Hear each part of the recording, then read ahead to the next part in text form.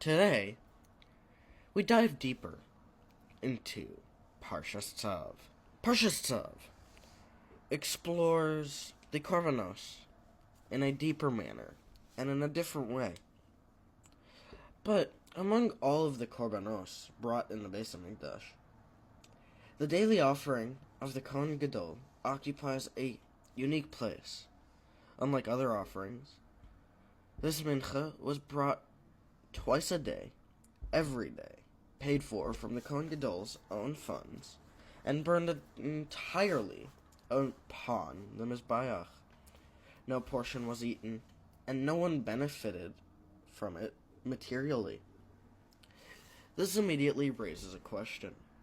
Why was the Kohen Gadol, whose role was to represent the nation and secure atonement on their behalf, required to bring a private korban every day? The answer lies in the nature of spiritual leadership. Our sages teach the principle: first adorn yourself, and only then adorn others. A person who seeks to guide, correct, or inspire others must first turn inward without personal refinement. Words of rebuke ring hollow, and leadership loses its moral force. The Kohen Gadol stood at the center of the nation's avoda. He entered the most sacred spaces, spoke on behalf of Klal Yisrael, and facilitated their atonement. It was therefore essential that he begin each day by examining himself, acknowledging that he too stood in need of continual self-improvement. The Minchas Chavatin embodied this idea. It was not brought in response to a specific sin, nor did it address a particular failing. Rather, it reflected an ongoing commitment to purity, humility, and personal responsibility. By offering it daily, the Kohen Gadol affirmed that spiritual growth is not a one-time achievement, but a lifelong process. Chazal illustrate this principle through historical examples.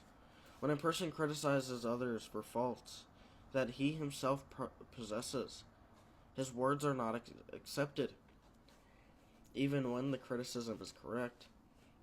The messenger undermines the message. True influence flows only from integrity.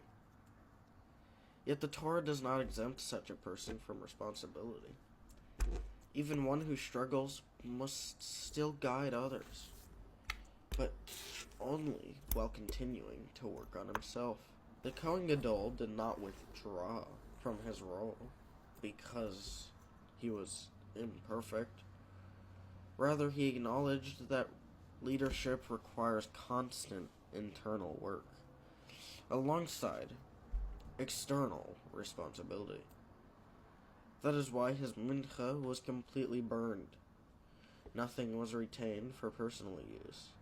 It symbolized total dedication, an offering that existed solely for Hashem, untainted by personal gain or honor.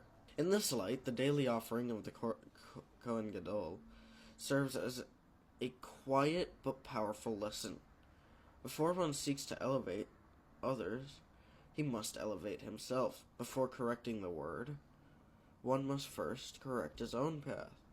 The Torah thus teaches that the foundation of all spiritual influence is self-discipline, and the truest form of leadership begins not with authority, but with accountability.